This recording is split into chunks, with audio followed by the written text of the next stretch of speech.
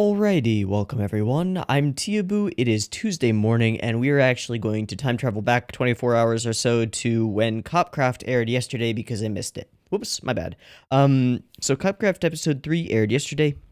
In Copcraft episode 2, we were introduced to some concepts of like villainy, a particular kind of cool kid villain character and his like wizard homie who can control. I think he says he's controlled hundreds of people, but he now has the tech or magic or whatever to control pretty much unlimited numbers of people. And we had some demonstrations of their power, and it's really strong. So I guess that's at least the first thing that our Copcraft duo is going to have to go up against. Well, maybe not. He could end up lurking in the background for a while, and we could go procedural for a little while.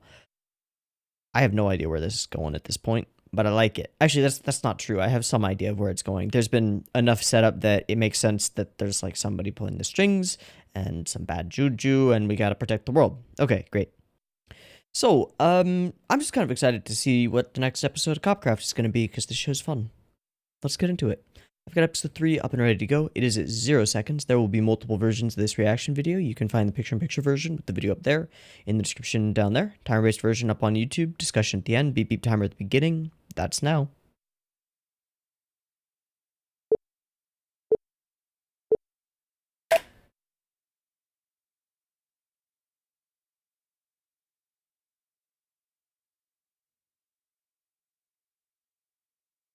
Wiki archive.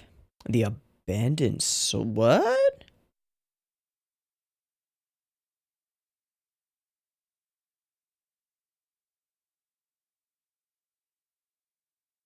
Girl cute. I hope you a character. Cammy.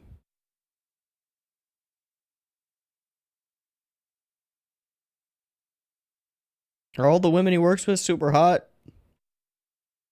I feel like that's not an accurate portrayal of police work.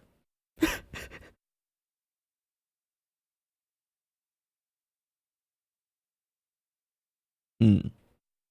Hmm.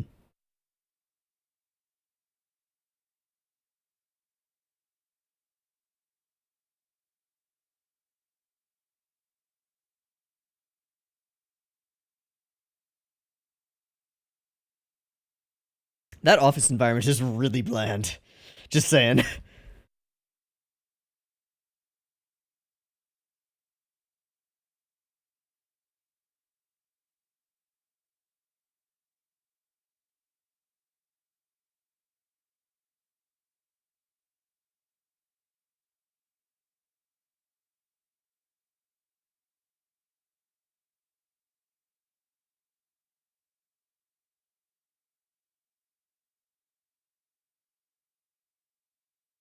This piece of music is really dope.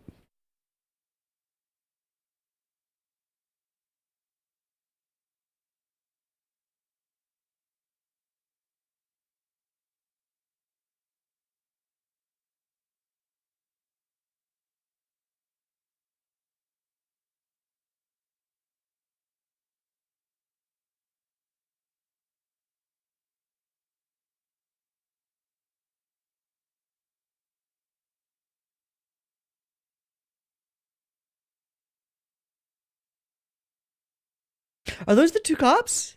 I think they are. So probably will become characters. Yes.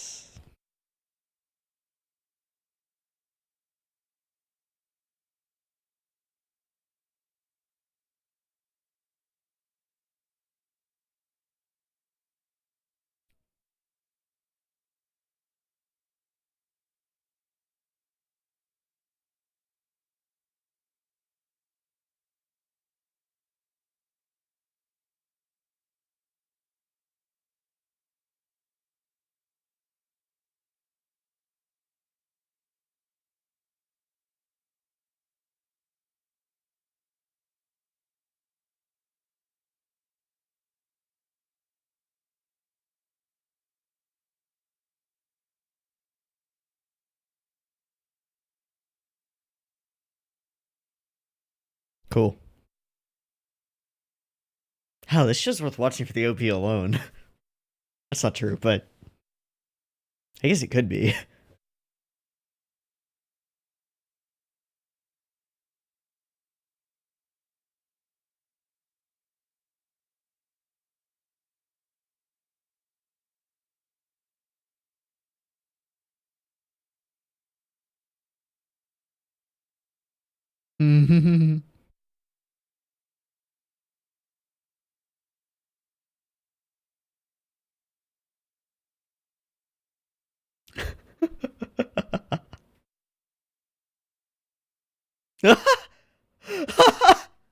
Yeah, and down you go.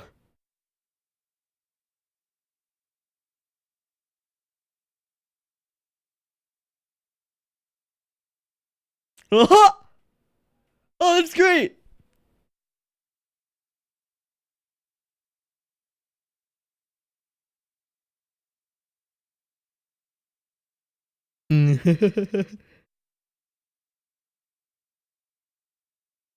Puratina.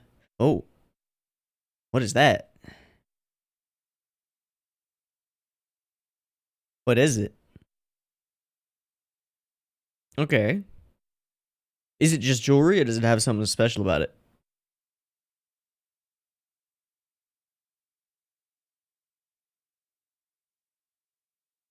Brother. Father.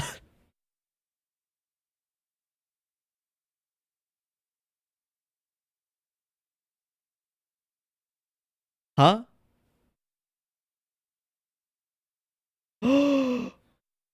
Okay, we got a direct line to K. That's good. Oh, jeez.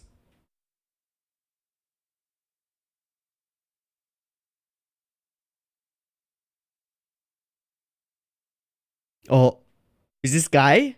Is this guy? That's guy. Oh, yeah, I'm surprised. Hi, guy.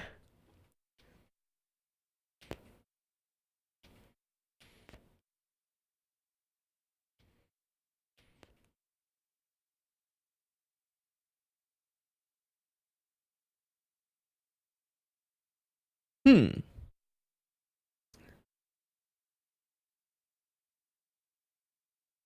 Yeah, I figured.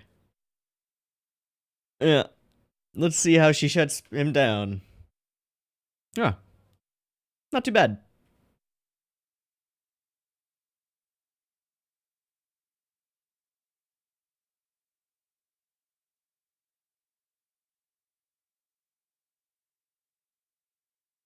Do we know his name yet? If we don't know his name yet, then my guess is that he's Dennis. Yeah, you're talking to me. That's what I thought. Fuck. Yeah.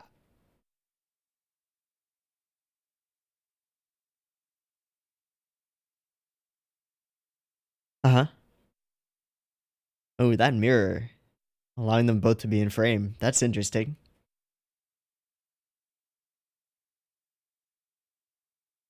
Although the angle on it isn't changing and it would be wrong now.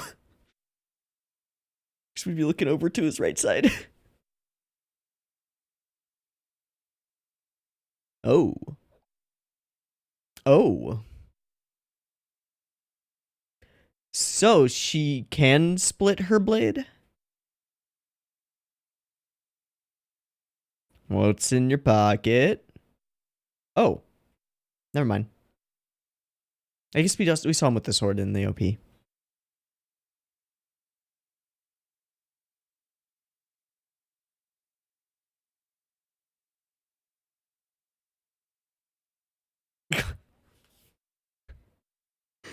Really? But they didn't. I mean, they didn't put it like on screen, so I guess. Okay. Shit. All right, bouncer dude. All right, bouncer bro who thinks she's cute. Time to protect. Time to call K.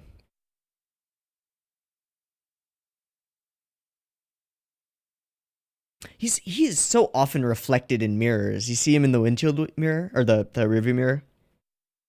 It's interesting. It's like a thing for this character. Like, why does he have a mirror on his desk? Is it just narcissism and vanity, which he expressed in the last episode? So I guess that makes sense. Ah, hello.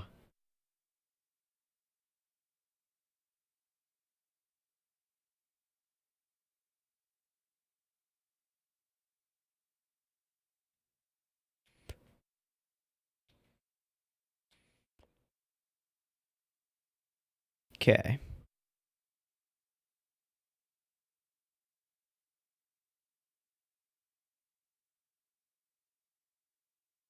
What you thinking, Talarna? Is that Kay watching them? Yeah. Okay.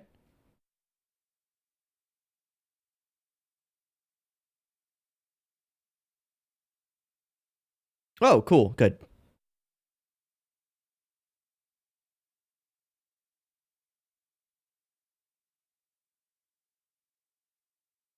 Wait, what?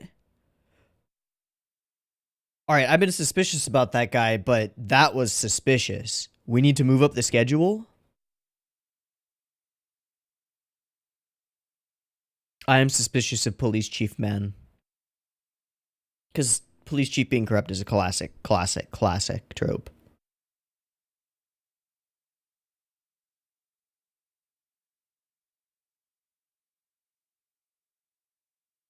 Hmm. What are they running away from? Potentially a little white-haired girl? No. Bring the sword. Yeah.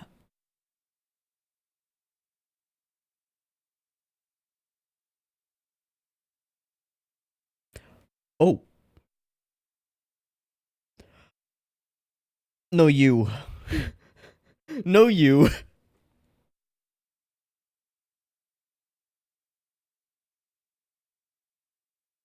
Ow. Hey, good line. I don't think so, man. Yeah. Well, he tried.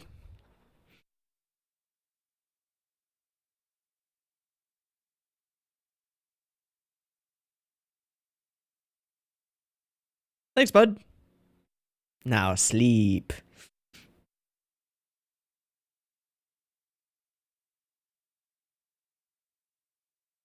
Oh man, you know you're the good guys when you got skulls adorning your hallways. Holy shit, that's a lot of fairies. She can't save them all. Yeah. Huh? Is this guy, right? Yeah. Yeah. Wow, so he put a bomb on the specific fairy that she cares about. Yeah, dude. I think he's making a case that they're viable.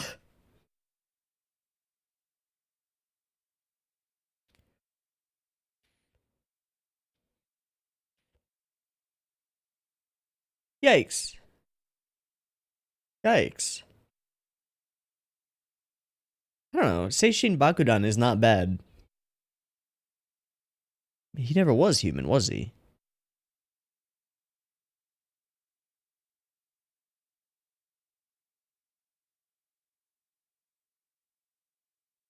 And you rejected all of it.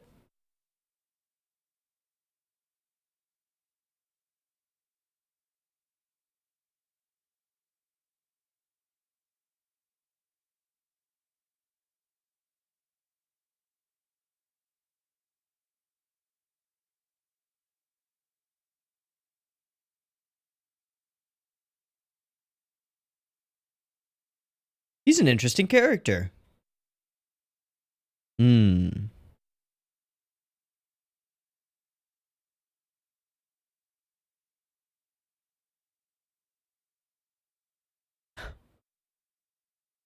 Really, Dennis? Really, dude? Hey, have a sword. Thanks, K-Bay.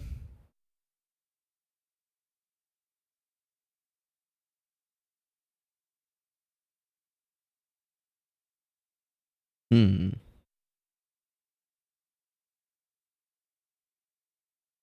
Yeah. Hey. Hey. This is kind of the first time I really feel like they're working together.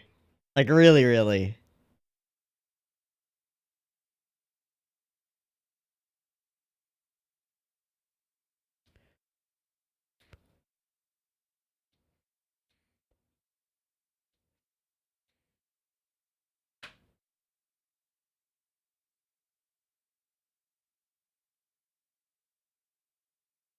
Oh,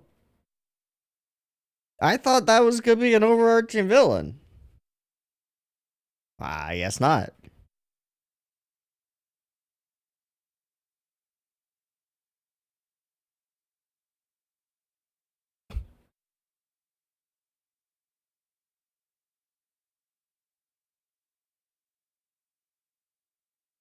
It was a bomb. Oh. Oh.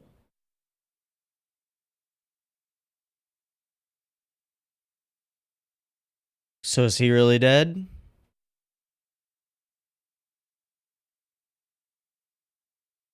Or is he not really dead? Whoa. Soundtrack on point again.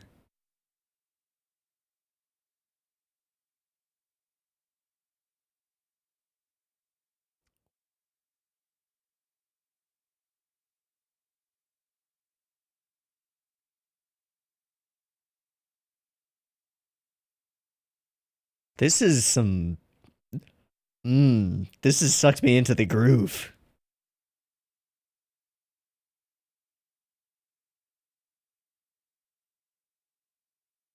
I need this OST.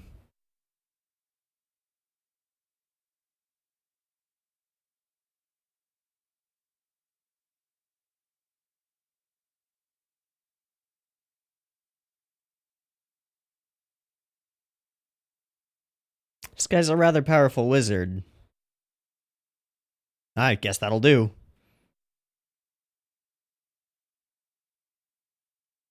This has all been way too easy. And that's the kind of thing that somebody says when they've actually got the cards. Was that chief guy? Oh shit, betrayal incoming.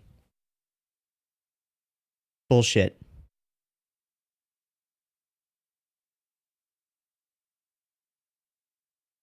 Yeah.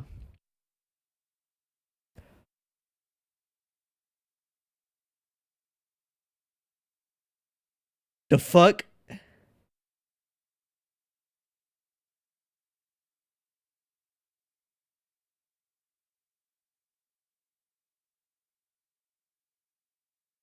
Oh shit, we're gonna end up rogue. We're gonna end up rogue without any of the resources. Oh, now it makes sense. Oh? Oh. You took something else from me. Oh boy, we got double. Oh geez, we got double layer revenge.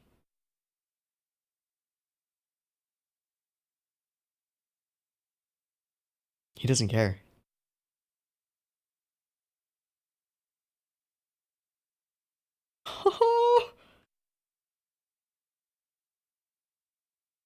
Wow.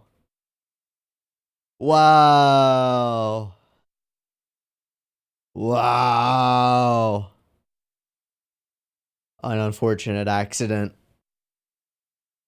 Oh, it was intentional?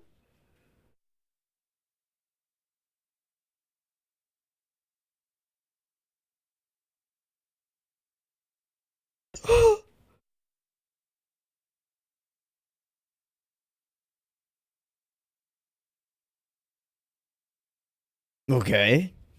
To what end? Just destruction? To reignite the war.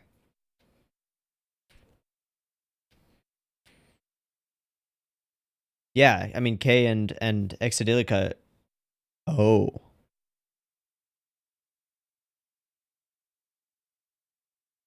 What's wrong with that?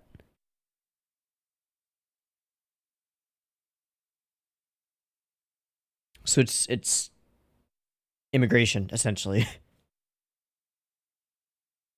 Essentially. Or general xenophobia. Very interesting.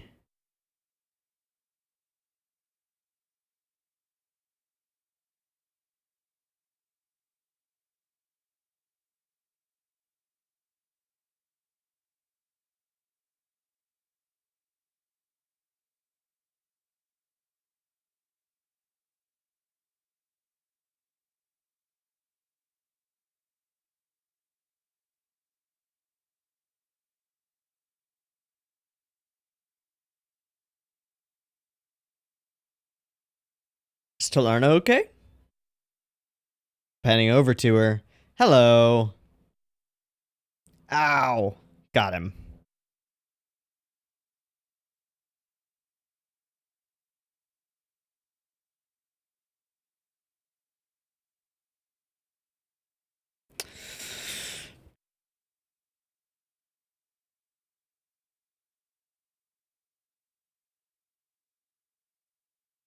Damn. Okay, I've got to look something up while this is playing. Copcraft. Ah, block a bullet. It is a light novel, okay.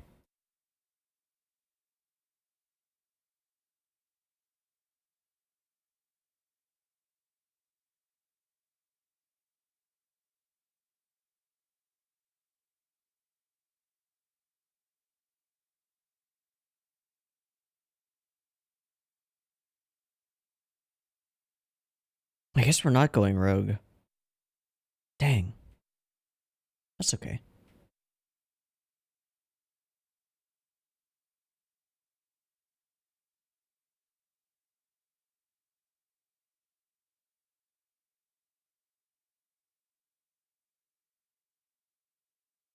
Hmm.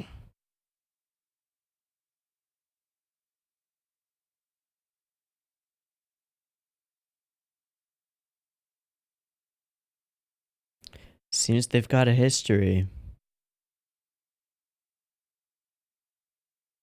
Mm-hmm. So you say.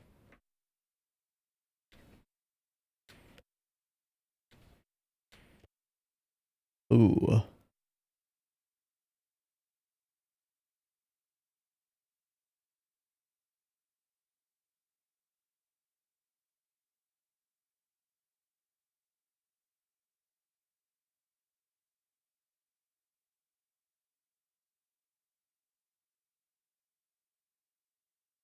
Hmm?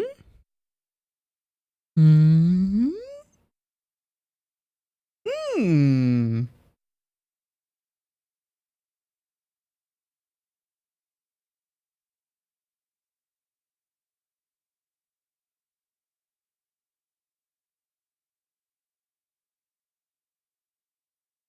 Yeah. We're in this together.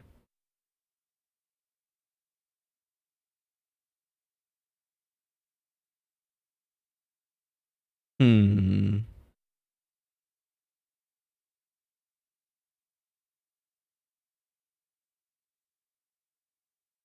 Oh boy. How long do we have? Yaiba. Okay.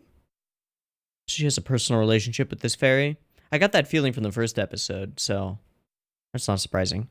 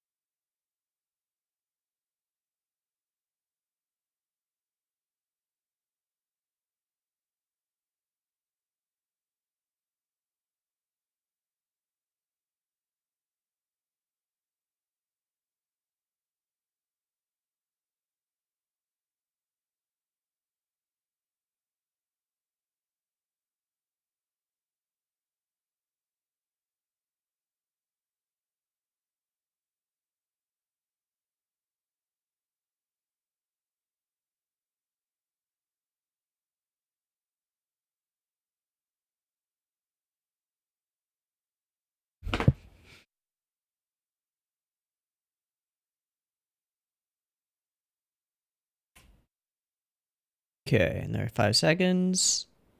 In the air tonight. I can feel it coming. In the air tonight. All right, Phil Collins. See what that's all about next time. Because I'm definitely going to watch... I'm definitely going to watch the next episode. This was really good. Now, I have a few things that I want to talk about, and hopefully I can get through at least like mentioning them without forgetting. So the first thing is, I think that story wise, because I checked during the end of the episode, because I didn't remember if this was a manga adaptation or a light novel adaptation. It is a light novel adaptation, so my guess is that we just finished the first volume, or the first arc. Maybe it's the first two volumes. I don't know, but my guess is that we just finished the first story arc, with this dentist guy and the wizard and the chief and all that stuff. Little bit of confusion on my end for a couple of things. It felt really easy to get rid of this dentist guy. I'm calling him Dennis. I hope that's correct. I hope I didn't just fudge his name. Anyway, I'm calling that guy, Dennis. It felt a little bit easy, like too easy. And the fact is, he gets a solid scene in the opening, like a solid scene in the opening. I think he gets more time in the opening than any of the other villainousy characters do.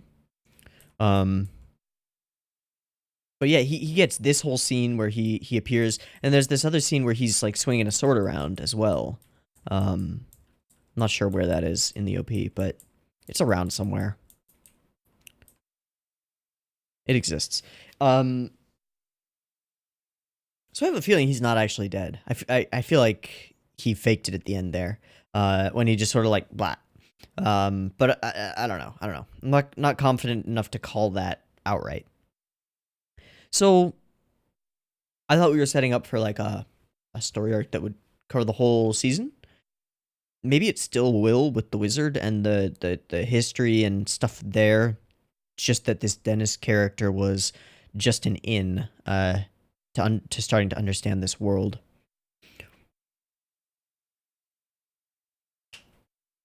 I guess maybe this section isn't even over. Maybe we still have one more episode left before I should be saying like this is the arc end, because we still haven't defeated the wizard or gotten the fairy back. So let's talk about the production of this episode, because I thought it went downhill, honestly, especially in the action scenes. There was a heavy reliance on still frames and like impact frames, really all the way throughout. It just seems maybe a little bit rushed. Maybe it's a stylistic decision, but I get the feeling that it's more of a time crunch going on here. And then the other thing is that when we go for the actual animated fight sequences here, let's see. I can just run through this for a little bit with the sound off until we get to some actual movement. Okay, so our movement ends up actually being kind of choppy and like a little weird. So like here, there's no flow between these shots of Exodilica, and I think that it's intended to like give us a sense of how fast she's moving. But like we just cut from here to there to there. There's no in between work here, so it doesn't have much flow. It's like bam, bam, bam, bam, bam, and there's no movement in between, which feels a little bit awkward. And then we get these still frames in between, which hold for even longer to accent probably like, I don't know, specific cuts, specific scenes that they think are important. But they're jarring, and a couple of times while recording this video, I actually thought that VLC had frozen on one of these, because it looks like it's just a keyframe, right? And then another one, and then I was like, oh, I guess this is a thing that they're doing. But it doesn't help the flow of the fight scenes. It doesn't make them very coherent, and it's not super good. So I wanted to point that out, because this episode is kind of like self-contradictory in that, or like my opinion of it is self-contradictory, because I think it might be my favorite episode so far, but I think production-wise it's also probably the weakest so far. Which is kind of interesting. It usually doesn't work out that way. What I found strong about it was the story stuff. Like suddenly pacing, suddenly intrigue, suddenly really interesting stuff. Like I didn't expect our heroes and our villains to really meet up and actually get into confrontations this quickly. I love this bouncer character who thinks she's cute. assumed that he called K, but we were never really shown him calling K. I guess we have to just put that together ourselves. But I assume that he called K.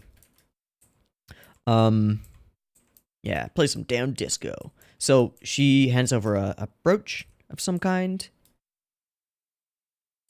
And he, yeah, we never see him make the call, but we see him get ready to. Order some water. Boom. Hello, I am the guy. I need to meet with the guy. Hey, I'm the guy. So, mirrors. I think the only flaw with this scene is that, like, from where we are, angle-wise, we would be looking past him to, like, the wall behind him. Yeah.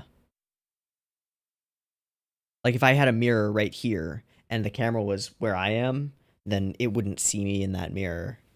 But, it's interesting. It's definitely interesting. Putting this character in mirrors is the thing. It's another thing that makes me think that he's not dead. Because, like, there's so much effort put into characterizing him and making him interesting. I like the reflection on the blood. Could have skipped it, but they didn't, and I appreciate that. So then there's that fight scene that we were talking about. You grab her, take her to the place, meet the wizard, and Kay is here. So, suspicions about the chief are legit. Intriguing. Very intriguing. Okay, so Talarna does some magic stuff, starts getting going. Finds the weird shit repository, the fairy place. Fights the guy. Kinda doesn't, like... Doesn't have much of a problem with him. But again, we get a similar fight scene. Like, in this one, it's more clearly a stylistic choice because we go to, like, not even doing line work or color work on the characters, just doing outlines and swinging swords. Now, that could also be a time constraint situation that they had to do that, but it feels more stylistic than not.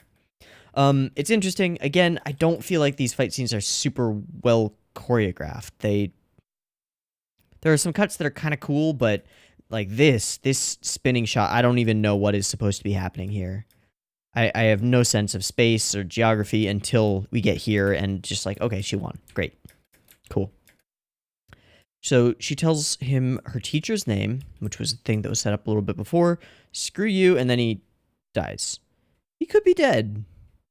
I feel like he's not dead. I don't know. So the fairy's a fake. We gotta get going.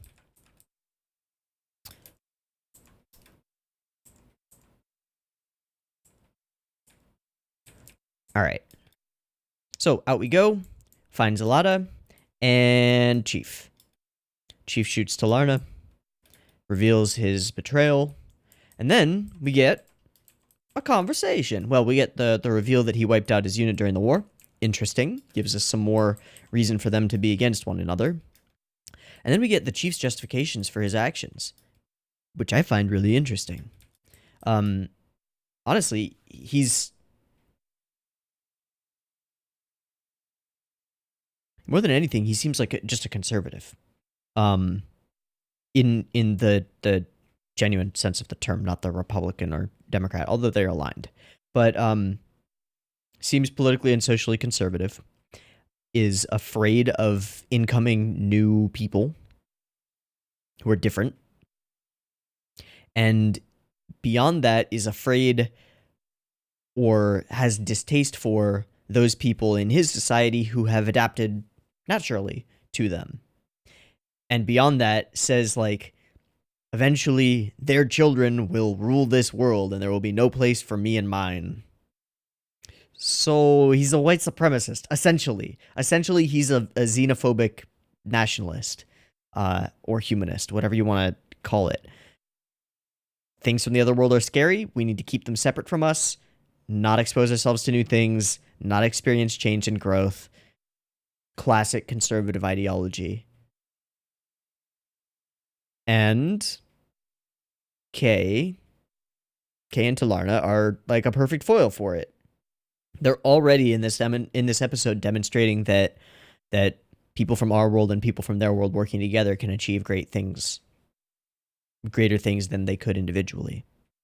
So, screw you, you racist bastard. Now, I like this commentary. I don't think it's too heavy-handed or too just like explicitly stated. And at the same time, I think it's well enough fleshed out that you can get it even on a surface level, or dive a little bit deeper in if you want to. So yeah, he's like, this other incoming race of people are doing, they're stronger than we are. They're scarier. We want the same thing. He hates our civilization. Wants to... Yep, and so do I. It's pretty straightforward. Coexistence and peace are lies the idealists tell. The necessity of conflict is a lie that the warmongers tell. Some people are adapting just fine, and that's what scares him. See, that's what's I think is interesting about this position that he takes. Like, because I feel like it hits something in the real world on the nose, that the people who adapt and the willingness to change is terrifying for people who are unwilling to change. It's the scariest thing. Really interesting. Yeah, look at their vitality. In a few generations, we will have been taken over. Even the invaders don't know they're doing it. And then we get this face from Kay, which very clearly informs us how we should feel about this whole scene. So, we'll use the psychic bomb to make everybody afraid without actually damaging society. But it'll cause the split that we desire. Very interesting. So then we get our dope moment. And off we go. Seeking Zelada, who has scary magic powers, and apparently there is some magicness in his gun. Feelings you put into your gun, or any object, just sort of hold there. So feelings have power in this magic system. That's interesting. I wonder if there's like a difference between them. If she could sense what feelings were associated with that weapon for Kay. I feel like it could be interesting and an unexpected choice that the writer might come up with for what feelings he associates with that weapon and has placed into them. You know, is it rage? Is it cold calculation? Is it vengeance? What is it? What drives Kay Matopa? That's an interesting question, I think. Yeah, it's a very interesting question, I think. What is driving Kay? I don't feel like we know. I feel like there's an element of purely vengeance for Rick. I feel like there's an element of just like, not honor, but duty. And I want to draw the distinction there. Like, he doesn't see what he's doing as honorable, but he does his duty anyway. And I guess there is an honor in the way that he admonishes his chief for, and you call yourself a cop, right? It shows that he thinks that there's some kind of code that a cop should live by, at least. But what drives him? I feel like that's going to be explored as we dive into this backstory that's been hinted at with, he's former military. He was in the war, apparently, against the other side. That's very interesting. And his whole crew was wiped out by this one wizard. Very interesting. Probably a big factor in his motivations for becoming and staying a police officer. Very interesting. All in all, I thought this was a really good episode. Production mediocrity aside, I'm just going to overlook it because I like it enough. That doesn't mean that there aren't flaws in it. It's just that it's gotten its hooks into me deep enough that I don't really care that they sting a little bit when it does like wacky CG shots or a bunch of still frames as opposed to glorious Sakuga. I just don't mind that much right now. The show's fun, so I'll keep watching it. Simple. Anyway, I think that's going to be about it for me. So I've been TeeHee. This has been Copcraft episode 3. I hope you've enjoyed it as much as I have, and I hope to catch you next week in the next one. Peace.